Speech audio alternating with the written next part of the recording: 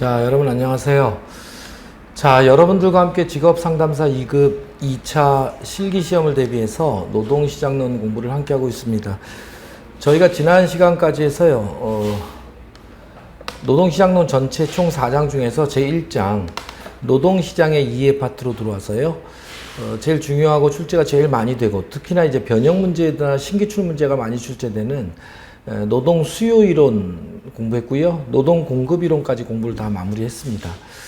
이번 시간에는 세 번째 논점으로 노동 시장의 균형을 공부한다고 했어요. 근데 지난 시간 말미에 제가 살짝 말씀드렸습니다만 균형 쪽보다는 우리는 노동 시장의 유형 쪽을 공부한다고 했었죠. 그래서 노동시장의 유형을 우리는 가정과 결론으로 좀 볼 거예요. 그래서 요거는 여러분들 제가 1차 때도 객관식 시험 뿐만 아니라 주관식 시험을 대비해서 이거는 꼭 머릿속에 좀 넣어 두셔야 됩니다 하면서 제가 노동시장의 유형을 전체적으로 한 장으로 좀 정리를 해 드렸었어요. 그래서 그걸 1차 때부터 열심히 읽고 그 다음에 쓰는 연습을 하시는 분들은 지금 2차 논점까지도 다 지금 반정리가 되어 있을 거예요. 그죠? 그걸 다시 한번 복귀하면서 우리가 구체적으로는 이것이 어떻게 기출문제로 출제가 되었는지를 확인하고 이 문제가 출제됐을 때 우리가 어떤 모범 답안을 준비하고 외워서 써야 되는지를 지금부터 확인만 하시면 되고요. 저와 함께 1차 공부를 함께 하지 않으신 분들은 2차에서라도 지금 제가 정리해 드리는 내용은 꼭 암기해서 안 보고 쓸 수 있을 정도, 그 다음에 얘기를 말로 할 수 있을 정도로는 머릿속에 딱 사진을 찍으셔야 돼요. 그러면 이 속에서 이쪽 파트 쪽이 출제가 되는 문제는 그냥 뽑아 쓰시면 돼요. 뽑아서 내용을 뽑아서 조사 붙여서 쓰시면 되는 거고 외워야 될 내용도 딱 논점이 잡힐 겁니다. 그래서 이쪽은 우리가 제목 자체를 노동시장의 유형이라고 해서 공부를 했었어요.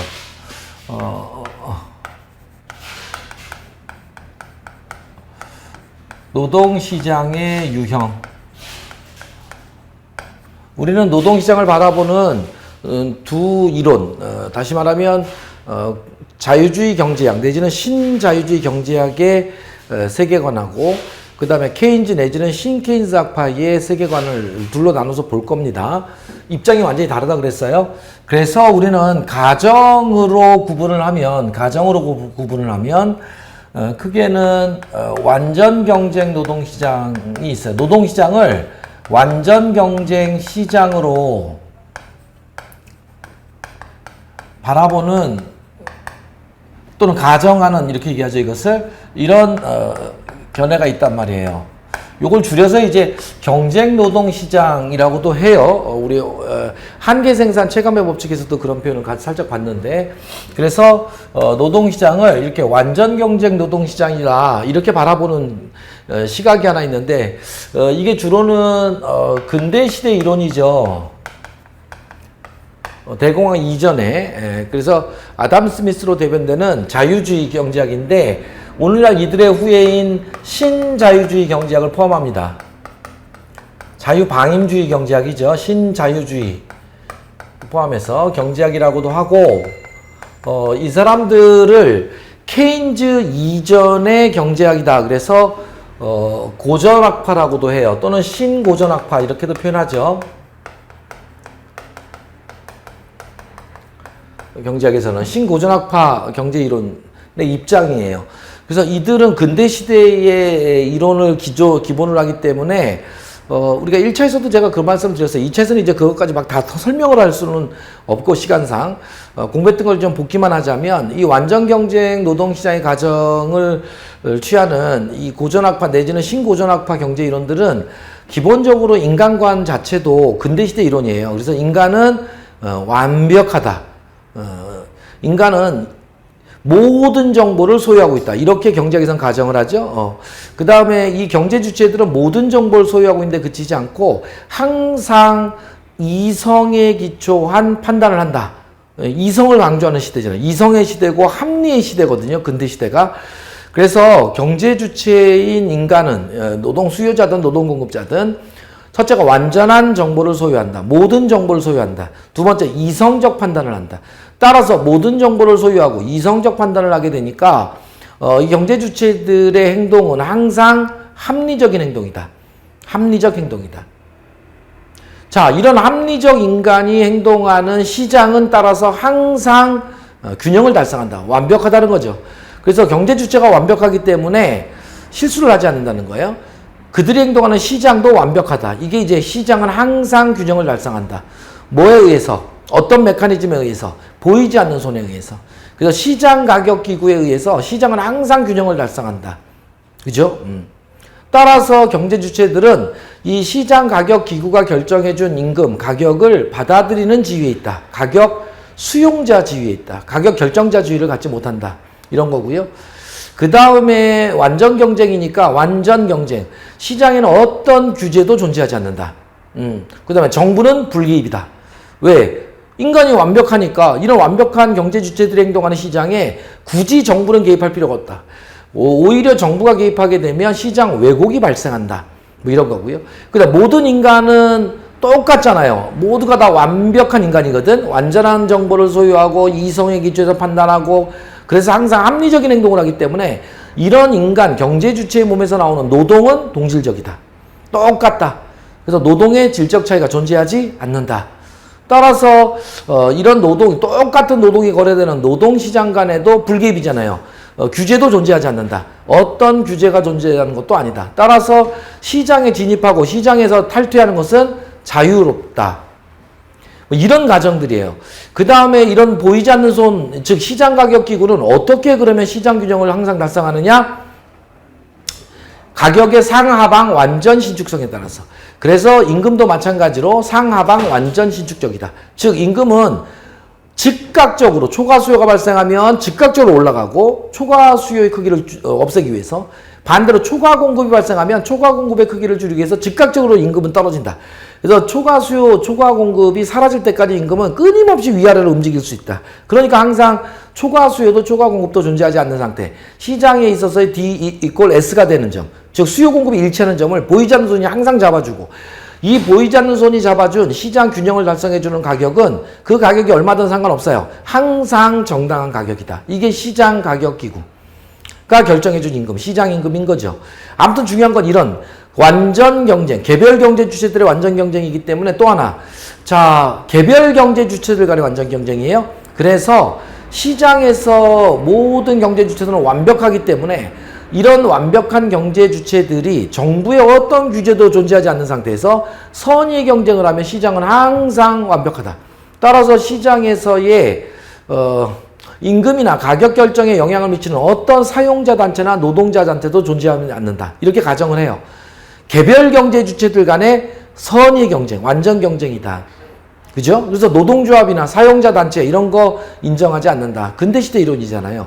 노동조합이 법적으로 허용되고 인정되는 것이 1919년 이후거든요. 그래서 그 이전의 이론이기 때문에 그렇습니다. 너무 많은 내용들이 있어서 다 얘기할 수는 없고 그런 많은 내용들을 기준으로 우리는 이걸 이름표 붙인 게 노동시장은 이런 가정이다. 뭐 완전 경쟁 노동시장이다. 이렇게 가정을 한다고요.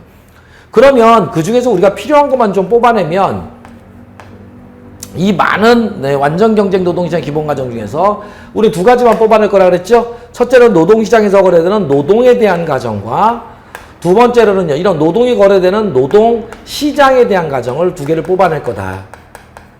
그래서 노동시장에서 거래되는 상품으로서의 노동은 똑같다. 질적 차이가 존재하지 않는다. 동질적이다. 이렇게 가정했어요, 우리가. 동질적이다. 즉, 질적 차이가, 다른 표현으로 하면 질적 차이가 존재하지 않는다. 똑같다는 거예요.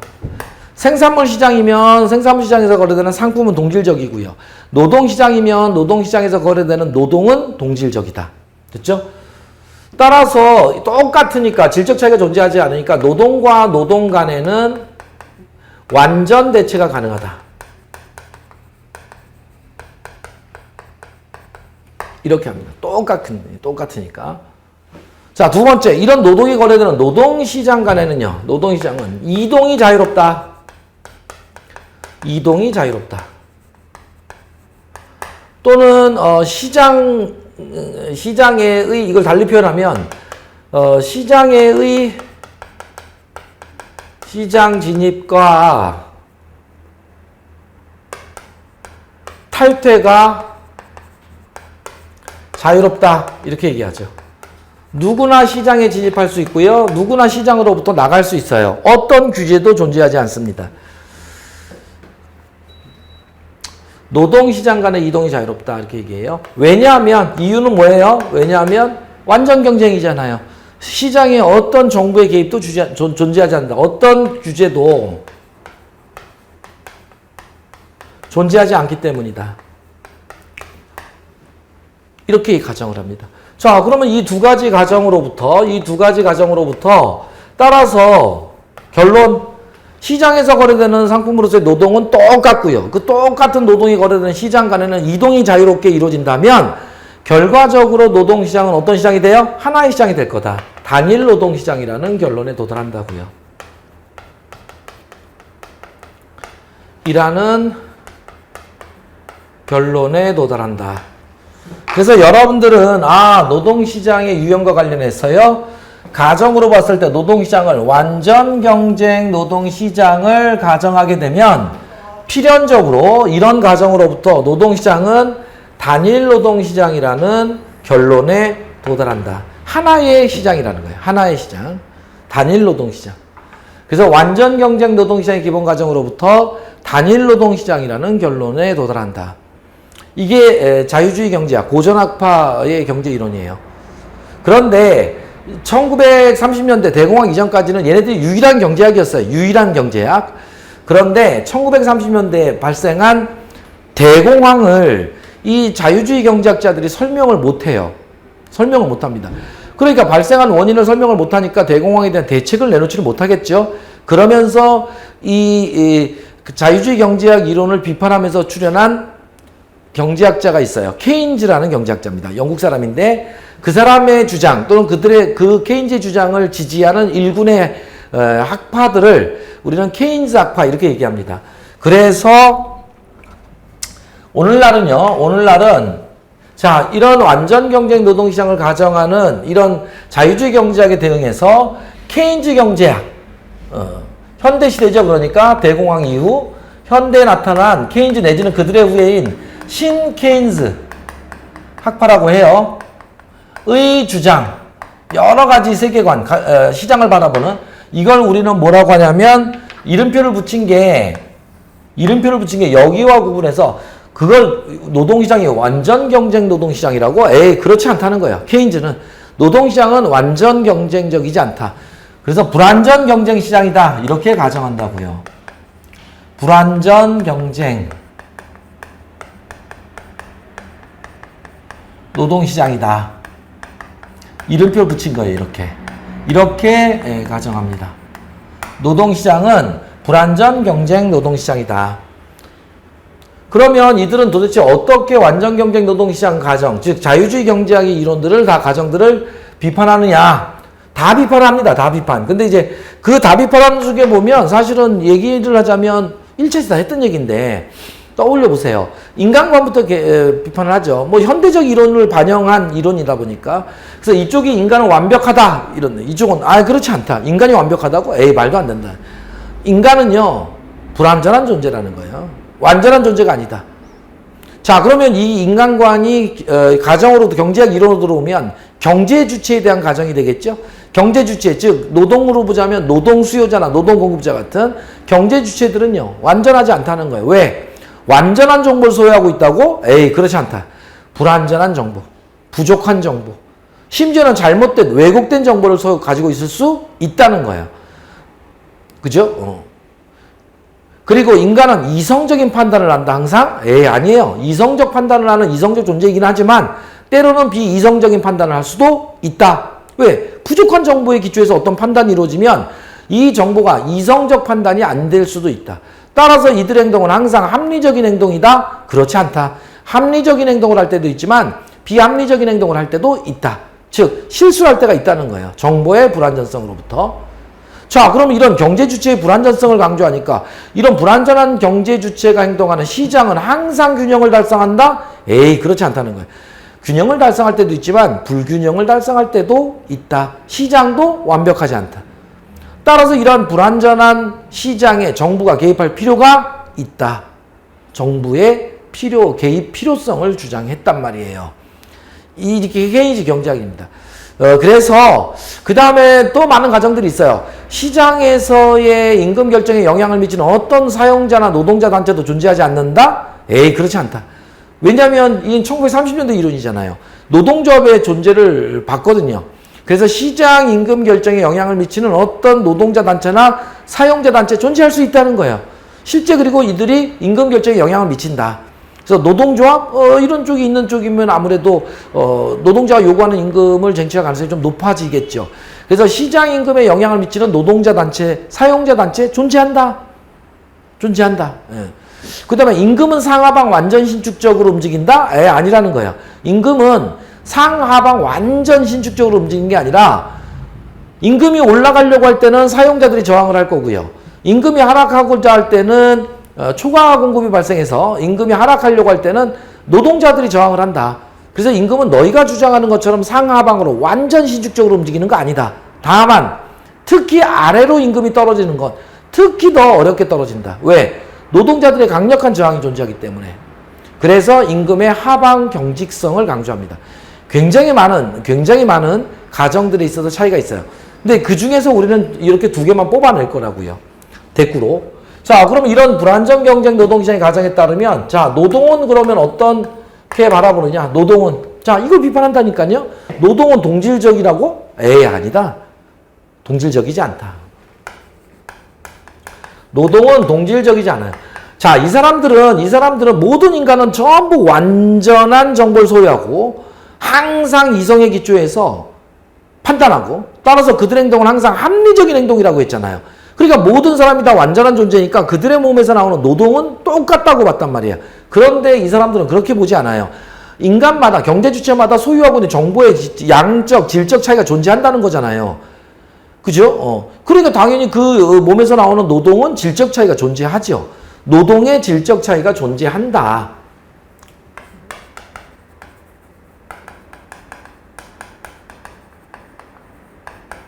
인간은 똑같지 않다는 거예요. 따라서 노동이 동질적이지 않다. 질적 차이가 존재한다. 이런 것으로부터 노동과 노동 간에는 대체가 쉽지 않다. 대체가 쉽지 않다. 어렵다. 뭐라고 써야 돼? 쉽지 않다. 노동 간의 대체는 쉽지 않다. 그래서 노동 간의 완전 대체가 가능하다. 말도 안 되는 소리라는 거예요. 여러분들 생각을 해보세요. 여러분들이 어제까지 솔밥갈비집에서 서빙 하시던 분이 오늘 하나은행에서 일할 수 있어요? 말이 안 되잖아요. 그죠? 아니, 어제까지 맥도날드에서 햄버거 팔던 아르바이트생이 여러분들 오늘 대학에서 강의할 수 있어요? 또는 뭐 세브란스 병원에서 여러분들 외과 수술할 수 있습니까? 노동은 질적 차이가 존재해요. 따라서 노동과 노동 간에는 완전 대체, 이거 어렵습니다. 대체가 쉽지 않아요. 대체가 쉽지 않다 이 말이에요. 왜? 질적 차이가 존재하니까. 그다음 두 번째, 그 다음에 노동시장 간에는 이동이 자유롭다? 어떤 규제도 존재하지 않으니까 노동시장 간의 이동도 쉽지 않다는 거예요. 이동도 곤란하다. 불가능한 건 아니에요. 그러나 어렵다. 따라서 시장에 진입과 탈퇴가 자유롭다? 그렇지 않다. 왜냐하면, 왜 그럴까요? 왜냐하면 규제들이 존재한다는 거예요. 시장 진입을 가로막는 또는 시장으로부터의 탈퇴를 가로막는 각종의 규제들이 존재한다, 오늘날. 그래서 이런 규제들로 인해서 어떤 시장의 진입과 탈퇴가 쉽지 않다는 거예요. 여러분들, 제가 김밥 잘 만든다고 제가 김밥 장사 그냥 막 하면 됩니까? 제가 밤새 김밥 만들어가지고 여러분들 뭐 해화역 3번 출구에서 막 이렇게 직장인들 상대로 한 줄에 막 2,000원씩 알루미늄 포장해서 팔고 이러는 거 있잖아요. 이런 분들 이거 전부 다 불법인 거 아시죠? 음식물을 제조 판매할 때는요, 아무나 그냥 하면 안 돼요. 큰일 납니다. 일반 공중위생에. 그래서 허가를 받아야 돼요. 영업 허가.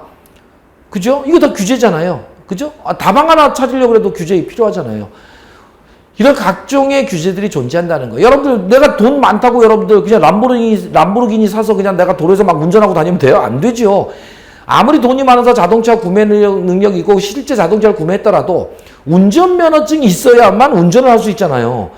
그죠? 운전면허증, 이거 다 규제 아닙니까? 운전면허증이 없는 사람은. 그래서 시험을 봐서 국가로부터 운전에 관한 면허를 얻어야만 운전을 할 수 있다. 전부 규제들이에요, 오늘날. 그래서 각종의 규제들이 존재하기 때문에 시장 간의 이동이 어려워져요. 그러면 보세요. 이런 과정으로부터 우리가 완전 경쟁 노동시장의 이런 기본 과정으로부터 결론적으로 노동시장은 단일 노동시장이라는 결론에 도달했다면 노동시장에서 거래되는 노동은 질적 차이가 존재하고 그러니까 질적 차이가 존재하니까 어떻게 됩니까? 노동이 거래되는 시장이 쪼개질 거 아니에요. 그죠? 여러분들 좀 보세요. 서울 교외에 있는 뭐 의정부나 이런 데 있는 조그만 인력사무소 가서 저희 회사에서 삼성경제연구소에서 일할 연구원 5명만 좀 구해주세요. 구해줄 수 있겠어요? 그죠? 그러나 뭐 가사도우미, 파출부 일하시는 이런 분들 몇 명만 구해주세요. 그러면 쉽게 구해주겠죠. 거 보세요. 노동의 질적 차이로부터 노동이 거래되는 시장은 쪼개지게 돼 있어요. 여러분들 진품 샤넬백과 짝퉁 샤넬백이 거래되는 시장은 나눠지잖아요. 나눠지죠? 노동의 질적 차이가 존재하니까 거래되는 노동의 질에 따라서 노동시장은 나눠질 것이고요. 그러면 나눠진 노동시장 간에는 이동이 어렵다 그랬잖아요. 그러니까 고착화가 이루어지겠죠. 따라서 노동시장은 필연적으로 이중 노동시장이 만들어진다는 거예요. 이런 과정으로부터 노동시장은 이중 노동시장이 형성된다는 결론에 도달합니다. 이 이중 노동시장을 다른 말로 분단 노동시장이라고도 해요. 분단, 쪼개진다는 거죠, 뭐. 그죠? 자, 완전히 다르다는 거 보여요? 자, 이런 가정의 차이로부터 케인즈 내지는 신케인즈 경제학 이론에 따르면 불완전 경쟁 노동시장이다. 노동시장은 이런 가정을 하게 되고요. 이 불완전 경쟁 노동시장의 가정으로부터 노동시장은 결론적으로 이중 노동시장 또는 분단 노동시장이라는 결론에 도달한다. 자, 보세요. 노동시장의 유형은 가정으로 보면 완전 경쟁 노동시장과 불완전 경쟁 노동시장으로 나뉘고요. 결론으로 보자면 단일 노동시장과 이중 노동시장이라는 결론으로 나눠진단 말이에요. 여러분들 이건 가지고 가셔야 돼요. 그래서 만일에 여러분들 2차에서 이중 노동시장에 대해서 간단히 설명하세요 라는 문제가 나왔어요. 물론 출제된 거 보면 6점짜리 문제에 부분 점수 2점짜리로 뭐 이중 노동시장, 내부 노동시장, 인적 자본 투자 이론에 대해서 간단히 설명하세요. 그러면 2점씩 6점이죠? 그럼 여러분들 이중 노동시장 이론을 2점 배점 분량으로 뭘 쓸 거냐고요. 한 두세 줄 써주면 되거든요. 그럼 두세 줄 쓸 건 이거란 말이에요. 이거. 그래서 이중 노동시장이란 불완전 경쟁 노동시장의 기본 과정으로부터 노동은 동질적이지 않고 질적 차이가 존재하고 질적 차이가 존재한다죠요. 그죠? 큰일 날 뻔했네. 동질적이지 않다는 얘기는 질적 차이가 존재한다는 거잖아요. 그 다음에 노동시장 간의 이동이 곤란하다는 가정으로부터 노동시장은 이중 노동시장이 만들어진다. 이러한 노동시장에는 이중 노동시장에는 이런 것이 있다. 이 정도 써주면 돼요. 이거 가지고 조사 붙여서 쓰시면 됩니다. 자, 그럼 보세요, 여러분들. 이중 노동시장이라는 결론에 도달하게 되면 이제 문제가 또 되죠. 뭐가 문제가 됩니까? 그럼 노동시장은 어떤 노동시장과 어떤 노동시장으로 분단, 나눠지느냐를 얘기해야 될 거 아니에요. 그래서 이중 노동시장은 다시 유형이 나온단 말이에요. 어떤 노동시장과 어떤 노동시장으로 분단되느냐 이거죠. 그래서 여러분들 여기다 쓸 건데 세 가지 기준에 따라서 우리는 나눠요. 세 가지 기준에 따라서. 그래서 어떤 기준으로 나누느냐. 요거 여러분들 우리가 여기다 쓸게요. 제가 이어서 칠판이 지금 밑에 없으니까. 자, 그러면 이중노동시장의 유형은 첫 번째. 자, 무엇 기준으로 어떻게 나눠지느냐 이거잖아요. 그죠? 요걸 쓸 건데 첫 번째로는 이중노동시장은요. 근로조건이 좋으냐 나쁘냐를 기준으로 나눠져요. 근로조건의 우열. 이걸 외우셔야 돼요. 여러분들은. 기준을. 근로조건의 우열을 기준으로 1차 노동시장과 2차 노동시장으로 나뉘어요. 1차 노동시장과 2차 노동시장으로 나눠집니다. 그러니까 여러분들은 통밥을 찍어도 1차 노동시장은 근로조건이 좋은 노동시장이겠어요? 나쁜 노동시장이겠어요? 좋은 노동시장이죠. 1차 노동시장은 근로조건이 좋은 노동시장이고요. 2차 노동시장은 근로조건이 열악한 노동시장이에요. 볼 것도 없죠, 그러면. 그러니까 근로조건의 우열을 기준으로 1차, 2차 노동시장으로 나뉜다는 것만 알면 돼요. 그럼 여러분들 1차 노동시장의 개념과 특징을 몇 가지 써보세요. 볼 것도 없죠.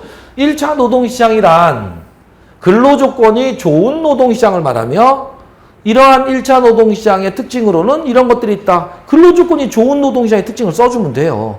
그래서 임금은 높을 것이고요. 합리적인 승진 제도가 존재할 것이고요. 교육훈련의 기회는 많이 제공될 것이고요. 복리후생시설이 잘 구비되어 있을 것이고요. 따라서 이직률은 낮을 것이고요. 뭐 이런 거 쓰면 되는 거 아니에요? 근로조건이 좋은 노동시장, 내가 다니고 싶은 회사의 특징을 쓰시면 돼요. 그럼 반대로 2차 노동시장의 특징은요. 반대죠. 근로조건이 열악한 노동시장이니까. 그래서 임금은 낮을 것이고요. 저임금. 그죠? 그 다음에 직무가치가 낮은 직무에 종사하는 근로자들로 구성될 것이고요. 합리적인 승진제도 같은 거는 잘 구비되어 있지 않을 것이고요. 복리후생시설의 제공도 미약할 것이고요. 따라서 이직률이 높을 것이고요. 그죠? 아무래도 고용의 불안정이 있겠죠. 2차 노동시장의 경우는. 그래서 이런 특징들은 여러분들이 외울 필요가 없어요. 그냥 생각하고 있는 대로 쓰시면 됩니다. 다만 이게 중요하다. 이걸 출력을 해내야만 내용을 쓸 수 있으니까. 그러면 이렇게 근로조건이 좋은 노동시장과 근로조건이 열악한 노동시장으로 분단되면요. 이 두 시장 간의 이동이 어렵다는 거예요. 그러니까 여러분들도 처음에 2차 노동시장에 발을 디디게 되면 1차 노동시장으로 진입하기가 굉장히 어렵습니다. 어마무시한 시간과 돈을 들여서 교육훈련을 받지 않으면 들어가기가 쉽지 않아요. 그래서 조금 늦더라도 처음부터 근로조건이 좋은 1차 노동시장에 들어가야 고임금, 그 다음에 장시간 노동을 하지 않을 수 있겠죠? 그 다음에 회사에서 교육훈련의 기회가 많이 제공되고 여러분들 스스로도 고임금을 받기 때문에 교육훈련에 대한 투자를 할 가능성이 높아지겠죠? 그러면 계속 임금이 높아지고 이렇게 갈 겁니다. 그래서 조금 늦더라도 교육훈련을 통해서 1차 노동시장에 편입되는 게 굉장히 중요하다. 이런 얘기를 우리가 1차 때 했어요. 그래서 두 시장으로 나눠지고 나면 분단된다는 겁니다. 자, 두 번째 또 있어요. 바라보는 시각에 따라서. 두 번째. 자, 요번에는요, 조직 내에 직무의 공석이 발생했을 때 필요한 노동력을 어떤 방법으로 어디서 충원하느냐에 따라서 외부, 내부 노동시장으로 나뉘어요. 노동력의 확보 방법 정도로 보시면 되겠죠? 노동력의 확보 방법 또는 충원 방법이란 말도 써요. 필요한 노동력의 충원 방법을 기준으로 해서 조직 외부에서 확보 충원하는 노동시장이 있죠? 이걸 외부 노동시장이라고 합니다. 외부 노동시장. 그 다음에 조직이 필요로 하는 노동력을 조직 내부에서 확보 충원하는 노동시장이 있어요. 당연히 내부 노동시장이 되겠죠. 이렇게 나눠집니다. 그러니까 여러분들은 요 기준만 알고 있으면 개념을 쓸 수 있어요. 외부 노동시장이란 조직이 필요로 하는 노동력을 조직 외부로부터 확보 충원하는 노동시장을 말한다. 그죠? 대표적인 예는 뭐죠? 외부 노동시장의 대표적인 예는 신규 채용이죠. 그죠? 신규 채용. 자, 그럼 내부 노동시장 개념이 뭐예요? 기업이 필요로 하는 노동력을 기업 내부로부터 확보 충원하는 노동시장이겠죠. 그러면 이런 내부 노동시장의 대표적인 예는 뭐예요? 두 가지가 있어요. 하나는 수직적인 모습이 있는데 수직적인 모습이 뭐예요? 이게 승진제도죠. 수직적인 승진제도가 있고 수평적인 방법도 있어요. 그러면 수평적인 이게 이제 전환 배치라고 하는 거죠.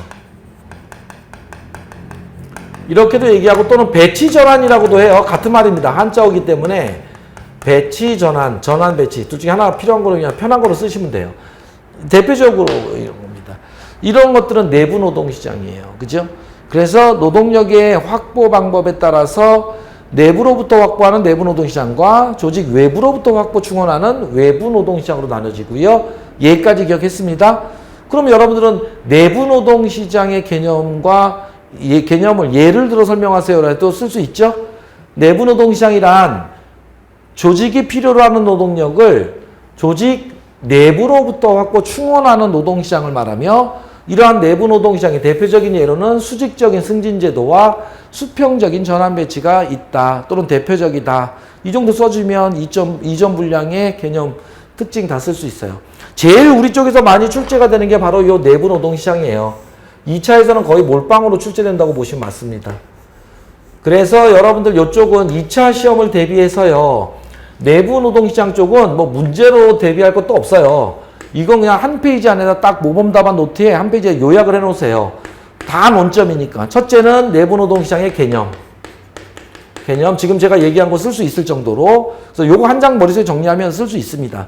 당연히 개념을 쓸 때 내부 노동시장은 예까지를 포함해서 지금 제가 아까 떠든 대로 개념, 이전 분량으로 2줄 정도. 그 다음 두 번째 출제가 많이 되는 게 내부 노동시장이 만들어지는 형성 요인. 이건 객관식에서도 무진장 출제가 되죠. 왜냐하면 하나, 둘, 세 가지거든.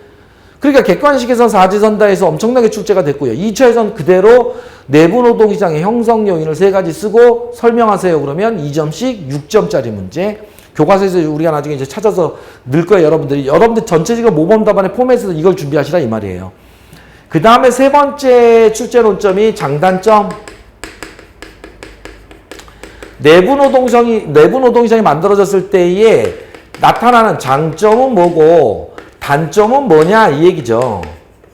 그래서 장점 하나, 둘, 세 가지. 단점 하나, 둘, 세 가지 정도. 장단점. 요 정도 준비해 놓으시면 돼요.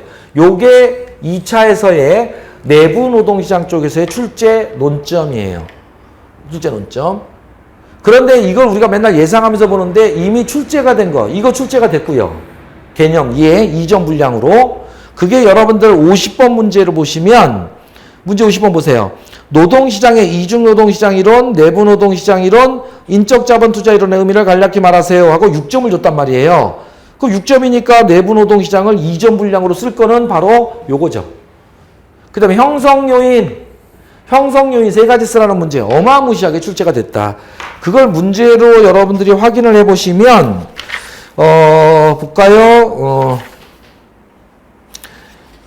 자, 427페이지에 보면 문제 55번 문제 있죠? 문제 55번 문제. 그 문제예요. 그래서 내부노동시장 보세요. 1차에도 무진장 나왔지만 2차에서 딱 요거잖아요. 55번 문제. 내부노동시장의 형성 요인을 세 가지 쓰세요. 그래서 2008년, 2009년, 그러니까 2010년 이전에도 나왔던 문제고, 그 다음에 이렇게도 나오지만 유사 문제로 나왔던 거 자꾸 수정만 한 거지. 유사 문제 보세요. 대린저와 비오레의 내부 노동시장 형성 요인을 세 가지 쓰고 설명하세요. 왜냐하면 2점씩 6점을 줘야 되니까. 그래서 이런 문제가 2010년, 그 다음에 2015년, 그 다음에 2018년 각각 나왔잖아요. 그러니까 2010년 이전에도 나오고 문제풀이 바뀐 2010년 3회 이후에도 계속 출제가 되고 있는 거잖아요. 그죠? 그래서 내부 노동시장의 형성 요인 세 가지, 데린저와 비오레라는 학자가 규명한 내부 노동시장의 형성 요인 세 가지는 꼭 준비를 해 주셔야 돼. 그래서 써놓고는 이거 설명하라니까 한두 줄 정도씩은 제목을 설명할 수 있어야 되잖아요. 꼭 적어 놓으세요.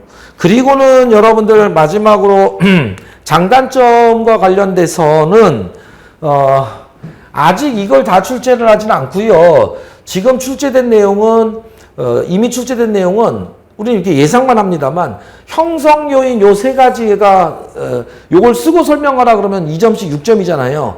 요거하고 장단점에서 요 장점 세 가지 있죠. 요걸 합쳐서 요렇게 해서 장단점, 형성 요인과 장단점을 각각 세 가지 요렇게 해서 요게 6점짜리 문제로 나온 적이 있어요. 결합시켜서. 그게 여러분들 문제에서 아까 봤던 문제 밑에 있죠? 56번 문제.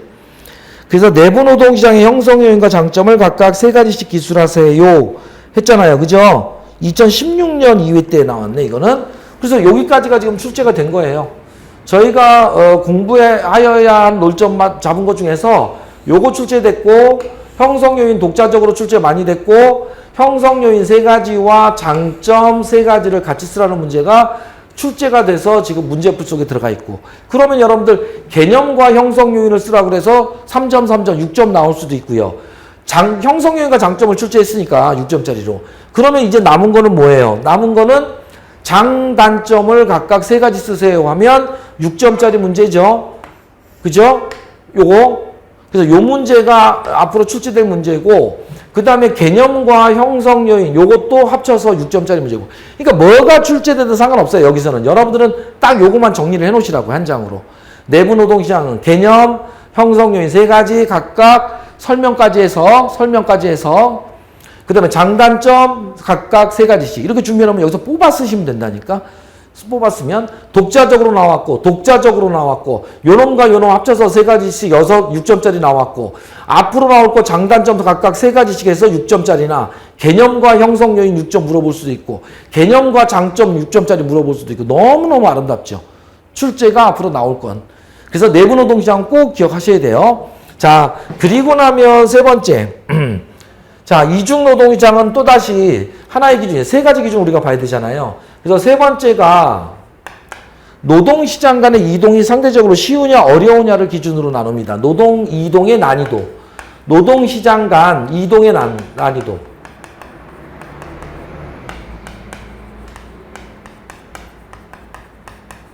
난이도를 기준으로 해서 상대적으로 노동시장 간의 이동이 쉬운 노동시장이 있고 어려운 노동시장이 있어요. 그래서 횡단적 노동시장과 종단적 노동시장으로 나뉩니다. 이게 이제 한자어라서 이렇게 쓰지만 노동시장 간 이동의 난이도잖아요. 그래서 횡단이란 말은 수평적 노동시장. 요거는 종단적 노동시장은 수직적 노동시장이에요. 그러니까 상대적으로 횡단적 노동시장은 노동시장 간의 이동이 용이한 노동시장이죠. 쉬운 노동시장. 종단적 노동시장은 노동시장 간 이동이 상대적으로 곤란한 노동시장을 얘기해요.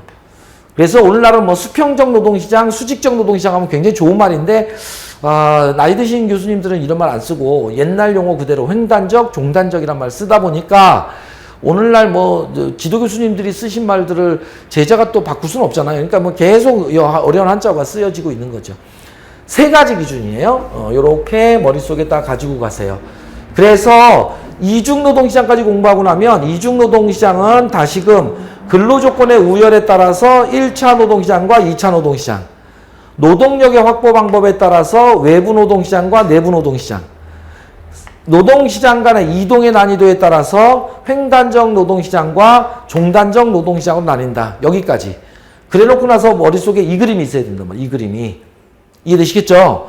그래서 노동시장은 다시 보면 노동시장은 완전 경쟁 노동시장과 불완전 경쟁 노동시장, 단일 노동시장과 이중 노동시장으로 나뉘고 이중 노동시장은 다시 유형으로 들어와서 3가지 기준에 따라서 각각 이렇게 나눠진다. 이게 머릿속에 딱 있어야 돼요.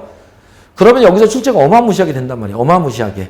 그래서 지금은 내부 노동시장에서도 엄청나게 출제가 되고 있고 그런데 여러분들 가만히 보니까 이쪽에서 불안정 경쟁 노동시장 쪽에서는 이 내부 노동시장, 이중 노동시장 중에 특히 내부 노동시장을 엄청나게 출제를 하고 있는데 이와 달리 이쪽은 단일 노동시장의 결론에서는 종류가 나올 게 없죠. 노동시장이 단일 노동시장이라고 했으니까 별다른 유형이 없잖아요. 그래서 여기는 유형을 얘기할 게 없어. 하나의 노동시장인데 뭐. 그래서 유형이 없어요. 대신에 뭘 출제하겠습니까? 이쪽에서는. 이론적 근거를 출제를 해요.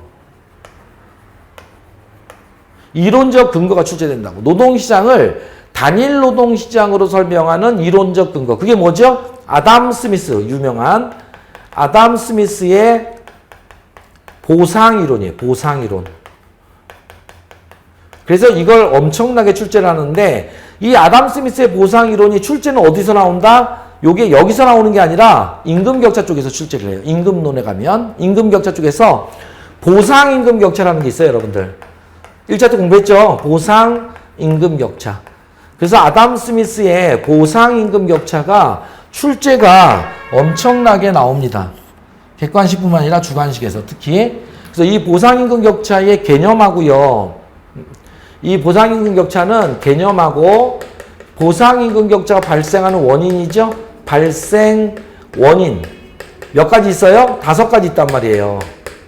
그러니까 이게 출제가 당연히 되죠. 그죠? 그래서 보상임금격차가 발생하는 원인 5가지 외우라고 했어요. 저희가. 우리 나중에 볼 겁니다. 임금격차에서. 그래서 고용의 안정성 여부, 작업장의 쾌적도 여부, 그 다음에 직무교육 훈련 비용의 다과 여부, 책임 부담의 정도, 성공의 가능성, 실패의 가능성. 이 5가지 쓰라는 문제가 굉장히 많이 나오죠. 임금격차에서 공부할 거예요. 그래서 이게 출제가 굉장히 많이 된다. 그 다음에 이쪽에서 불안정 경쟁 노동시장의 가정 쪽에서 출제하고 싶으면 뭘 출제하죠? 이쪽에서는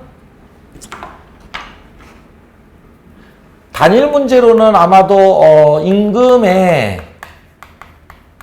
하방 경직성을 출제할 거예요. 임금의 하방 경직성. 그래서 케인즈의 주장 중에 케인즈가 노동시장을 불안정 경쟁 노동시장으로 가정하면서 근거로 삼았던 게 이쪽은 여러분들 임금은 상하방 완전 신축적이라고 했잖아요. 그런데 그걸 비판하면서 아니다. 임금은 상하방으로 완전 신축적이지 않은데 특히 하방으로 내려가는 거는 굉장히 어렵다. 그래서 임금의 하방 경직성을 띠는 이유 몇 가지? 5가지. 그죠? 그래서 임금의 하방 경직성의 개념과 임금의 하방 경직성을 띠는 이유를 5가지 쓰세요. 그래서 개념 1점, 이유 5가지에서 5점 해서 6점짜리 문제. 그래서 우리는 임금의 하방 경직성의 개념과 이유를 공부할 거고요. 요게 많이 출제가 되는 거고. 그러면 이쪽은요. 완전 경쟁 노동시장의 가정 쪽에서 출제를 하고 싶으면 뭐 임금의 상하방 완전 신축성은 가정 중에 하나이지만 여기는 바로 요 임금의 노동시장 완전 경쟁 노동시장의 기본 가정을 물어봐요. 기본 가정. 노동시장을 완전 경쟁 노동시장으로 가정하는 이 완전 경쟁 노동시장의 기본 가정 몇 가지? 이거 5가지 내지는 6가지지 뭐. 대여섯 가지 정도. 그래서 요게 출제가 아직은 안 나왔어요. 요거는 예상만이야. 그래서 완전 경쟁 노동시장의 기본 가정을 몇 가지 써보세요. 요거 하면 5가지 내지는 6가지 쓰라는 문제 대비하시고 이쪽은 이미 이게 출제가 무진장 나왔고 이쪽을 낼 때는 유형이 나올 거고 특히 내부 노동시장 이쪽을 출제할 때는 보상의 공격차가 나올 거고 이게 굉장히 중요한 논점에 해당하는 내용이에요. 그래서 꼭 이거는 여러분들 정리를 해놓고 그리고 머릿속에다가 사진을 딱 찍어 놓으세요. 그러면 이제 여기서 어떤 문제들이 출제가 됐는지를 알 수 있습니다. 그래서 50번 문제에서 이중노동시장 요거 쓰라는 거예요. 이중노동시장. 그죠? 그러니까 이중노동시장 2점 몇 점으로 쓰면 이중노동시장이란 불안정 경쟁 노동시장 기본 가정으로부터 노동원 질적 차이가 존재하고 노동시장 간의 이동도 어렵다는 가정으로부터 이중노동시장이 만들어진다. 이중노동시장은 근로조건의 우열에 따라서 1차 노동시장과 2차 노동시장, 노동력의 확보 방법에 따라서 외부 노동시장과 내부 노동시장, 노동시장 간 이동의 난이도에 따라서 횡단적 노동시장과 종단적 노동시장으로 구분된다. 이렇게 쓰면 여러분들 이거는 3점 배점으로도 쓸 수 있는 문제예요. 그지? 2가지 물어보고 3점씩 6점 내도 충분히 나오는 배점이란 말이에요. 그 다음에 내부 노동시장 개념은 요거 쓰는 거지. 그죠? 내부 노동시장이란. 인적자본 투자이론은 제가 나중에 공부할 거예요. 인적자본 투자이론은 임금 격차할 때 제가 나중에 따로 공부할게요. 자, 그래서 제가 여기는 예시답안만 써놓고 밑에 참고에다가 지금 제가 노동시장의 유형에서 지금 제가 강조드리는 요 그림을 풀어서 설명을 해놓은 거야. 그럼 여러분들 거기서 421페이지에 참고 노동시장의 유형에서요. 동그라미 B번, 그러니까 동그라미 1번이 완전 경쟁 노동시장과 불완전 경쟁 노동시장의 가정으로 비교한 거죠. 그 중에서 동그라미 기억권이 완전 경쟁 노동시장 여기잖아요. 그럼 여기 완전 경쟁 노동시장에서 여러분들 보세요. 동그라미 B번 기본 가정이 있어요? 그거 여러분들 묶으세요. 1차에서도 공부한 건데 그러니까 완전 경쟁 노동시장의 기본 가정을 몇 가지 쓰세요. 그러면 여러분들이 여기 있는 거 가지고 가지수 맞춰서 쓰시면 됩니다. 제가 지금 떠든 얘기들이에요. 그래서 그거 꼭 예상 문제로 대비 좀 해주시고요. 그 다음 넘겨봤더니 요번에는 동그라미 2번 결론으로 단일 노동시장과 분단 노동시장 나왔죠? 그럼 단일 노동시장 쪽에 볼 거 없는데 니은번 분단 노동시장 또는 이중 노동시장 쪽 갔더니 여기 나왔잖아요. 이거 3가지. 그죠? 그래서 동그라미 A, B, C.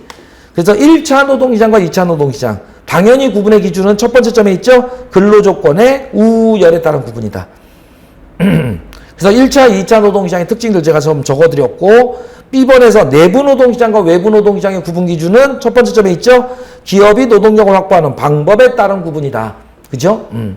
그래서 여러분들은 여기서 두 번째 점에서 내부 노동시장의 특징, 외부 노동시장의 신규 채용이냐, 승진, 전환 배치냐 확인하시고요.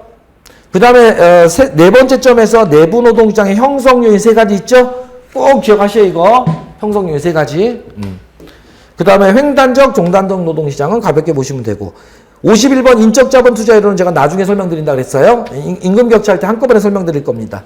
52번도 그러니까 지금 여기서 설명할 수가 없어. 선별가설 이론은 내부적으로 신고전학파의 인적자본 투자이론이라는 주류 이론에 대한 비판 이론으로 나온 거예요. 내부적 비판 이론이에요. 그래서 인적 자본 투자에는 공부하고 난 다음에 공부할 겁니다. 거기까지 확인하시면 될 것 같고, 그리고는 이제 세부적으로 들어오면 내부 노동시장 쪽에서 55번 문제, 내부 노동시장의 형성 요인을 세 가지 쓰세요. 나왔죠? 밑에 예시답안, 숙련의 특수성, 현장 훈련, 관습. 요 세 가지는 뭐 객관식에서도 무진장 출제가 된 거라서 그때부터 제가 강조드렸어요. 이건 2차까지 끌고 가셔야 됩니다. 말씀드렸으니까 꼭 확인하시고요. 그래서 내용까지 이건 적어놓고 보셔야 돼요. 왜? 쓰고 설명하라 그럴 거거든. 이건 2점씩 6점을 줘야 되기 때문에. 예, 그래서 숙련의 특수성 어려운 거 아니에요. 그냥 내용만 읽으시면 됩니다. 예, 현장 훈련 관습 적어놓고 자꾸 읽으시면 되고, 그리고는 이제 장단점을 볼 건데, 제가 그래서 56번에 문제는 내부 노동시장의 형성 요인과 장점을 각각 세 가지씩 쓰세요. 그래서 형성 요인 3점, 장점 3점, 6점이잖아요. 근데 여러분들은 기억할 게 거기서 보면 참고에 있죠. 예시답안 밑에 참고에 내부 노동시장의 장단점을 적어드렸어요. 왜냐하면 이게 여러분들 이거잖아요. 지금 형성 요인과 장점을 각각 세 가지 쓰세요가 나왔지만 장단점을 각각 세 가지 쓰세요. 6점짜리를 대비하셔야 되거든. 그죠? 그래서 내부 노동시장이 만들어지게 되면 장점과 단점이 뭐냐 하는 건데, 이 장점 세 가지를 먼저 볼 건데, 이 장점 세 가지 문제가 이쪽에 우수한 인적 자본의 확보와 유지가 용이하다는 점, 두 번째가 합리적인 승진 제도 등을 통해서 재직에 대한 동기 유발 효과가 있다는 점. 그러니까 기업번에 여러분들 우수한 인적 자본의 확보와 유지가 용이하다. 회사 입장에서 보면. 그다음에 근로자 입장에서 보면 합리적인 승진 제도가 있어서 동기 유발 효과가 있어요. 합리적인 승진 제도가 있으면 여러분 어떤 일이 벌어져요? 내가 승진의 욕구를 충족하기 위해서 더 열심히 일을 할 거 아닙니까? 승진에 대한 욕구가 얼마나 강합니까? 그래서 이게 이제 동기 유발 효과가 나타난다는 거예요. 그럼 이 두 가지가 합쳐지면 우수한 인재가 조직 내에 들어와서 승진을 위해서 열심히 일을 하게 되면 이 기업의 경쟁력이 강화되겠죠? 그러면 근로자들에게 고임금을 지불할 수 있는 지불 능력을 갖게 되죠?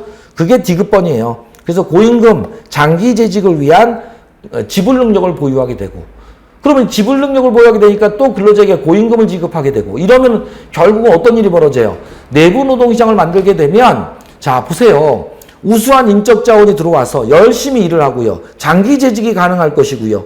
그죠? 그 다음에 고임금이 지급되고요. 이러면 결국은 이런 내부 노동시장이 잘 만들어지게 되면 이 사업장은 1차 노동시장이 된단 말이에요.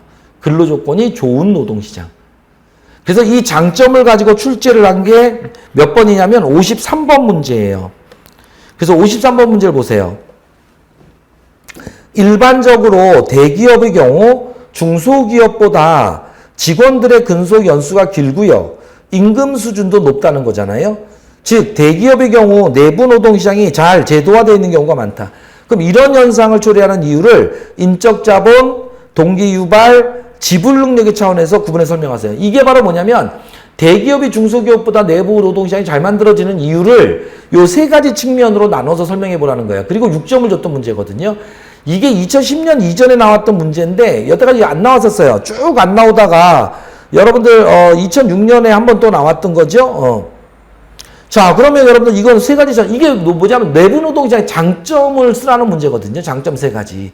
세 가지씩만 나누어서. 그게 지금 제가 얘기한 대로 인적 자본 측면, 예시답 한번 보세요. 인적 자본 측면 뭐예요? 내부 노동시장을 만들게 되면, 즉 합리적인 승진 제도를 두게 되면 기업의 입장에서는 우수한 인적 자본의 확보와 유지가 용이해진다고요. 여러분들 합리적인 승진 제도를 두게 되면 당연히 일 잘하는 노동자들이 들어올 거고, 들어온 사람들이 승진을 위해서 어떻게 합니까? 안 나가잖아요. 그러니까 우수한 인적 자본의 확보뿐만 아니라 유지가 용이해져요. 그럼 두 번째, 동기 유발의 측면에서 보면 이러한 합리적인 승진 제도가 있게 되면 이 기업의 조직대 구성된 근로자들은요, 승진의 욕구를 충족하기 위해서 열심히 일을 할 거 아니에요. 동기 유발 효과가 있다는 거지. 그럼 이 두 가지가 합쳐지게 되면 세 번째, 지불 능력의 차원에서 볼 때 기업의 경쟁력이 강화되면서 기업이 다른 기업과의 경쟁에서 우월한 지위를 갖게 되니까 이윤의 증대를 가져올 수 있고, 이것은 곧 고임금을 지불할 수 있는 지불 능력을 갖게 되죠.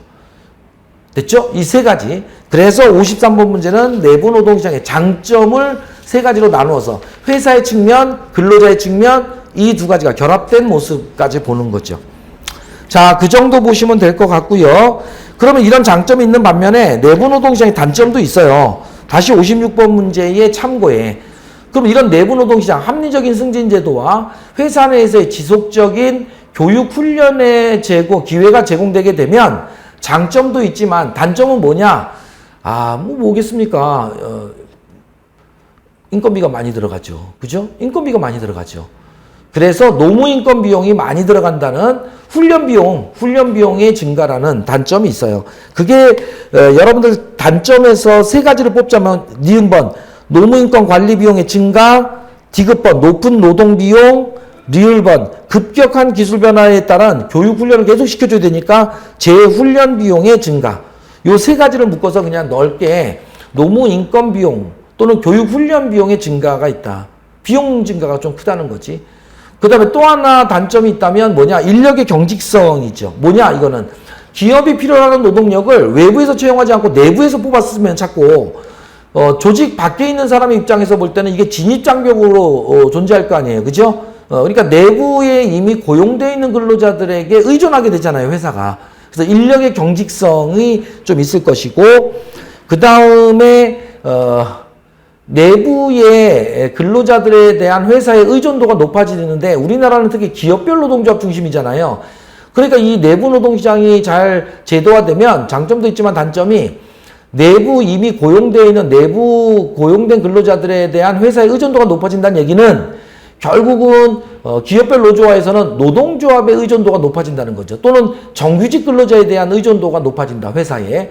이런 측면이 있어요. 그래서 미음번 노동조합이나 또는 정규직 근로자에 대한 회사의 의존도가 심화된다는 이런 단점도 있고 그 다음에 인력의 경직성 문제가 있고 그 다음에 교육 훈련 비용 등 노무 인건 비용의 증가라는 단점이 있죠. 요 세 가지가 단점이에요. 장점 세 가지, 단점 세 가지까지. 자, 이렇게 해서 정리를 하시면 되지 않을까 싶습니다. 그 다음에 최근에 나왔던 게 여러분들 57번 문제는 이제는 안 봐도 될 것 같고 58번 문제가 최근에 나온 거죠. 2019년 1회 때 나왔어요. 신기출 문제인데 뭐 우리 선생님들 다 아주 쉽게 풀었어요. 기출 문제로는 처음 나왔지만 왜? 우리는 항상 공부했거든요. 여기서 했잖아요. 그죠? 그래서 58번 이중노동시장에서 1차 노동시장의 직무 또는 근로자들이 가지는 특성이 뭐냐? 이게 뭐야? 1차 노동시장이니까 근로조건이 우월한 좋은 노동시장의 특징을 얘기하는 거죠. 그래서 읽어보시면 뭐 당연히 제가 지금 설명드렸던 내용들이에요. 그래서 59번 문제도 예상을 했는데 57, 59번 근데 이제 58번 문제가 출제가 됐다는 거죠. 자, 여기까지 우리가 일단은 기출문제는 확인을 좀 하고요. 그 다음에 60번 문제가 독자적으로 이거잖아요. 임금의 하방 경직성. 불안정 경쟁 노동시장의 기본 과정이 출제가 된 모습인데 단일 문제로는 아마 가장 많이 나온 게 아닐까 싶은 생각이 드는데요. 다음 시간에 60번 이하 마무리를 좀 하고는 임금론으로 넘어가도록 하겠습니다. 자, 수고 많이 하셨어요. 60번 문제부터 다음 시간에 함께 또 공부를 해보도록 하겠습니다. 고생하셨습니다.